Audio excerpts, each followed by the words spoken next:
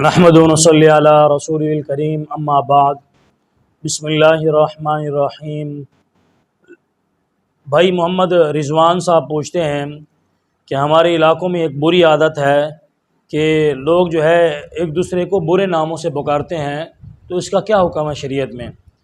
بھائی رضوان صاحب بات یہ ہے کہ دیکھیں، شریعت نے اور اسی طرح قرآن پاک میں اس کی بڑی ممانعت آئی ہے۔ فرمایا وَلَا تَنَابَزُوا بِالْأَلْقَابِ، ایک دوسرے کو برے القابات سے نہ پکارو، جس کا جو نام ہو اسی سے اس کو پکارا جائے، اس کا نام بگاڑا نہ جائے۔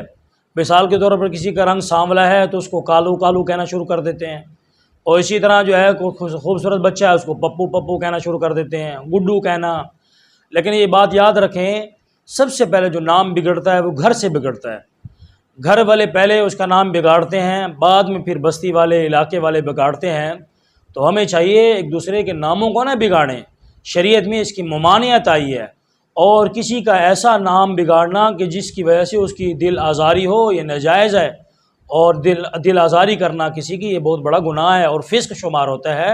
تو ہمیں چاہیے، اللہ نے گھر والوں نے اسی طرح جس بچے کا جو نام رکھا ہے تو اسی کو اسی کے نام سے پکارا جائے، اس کے نام کو نہ بگاڑا جائے۔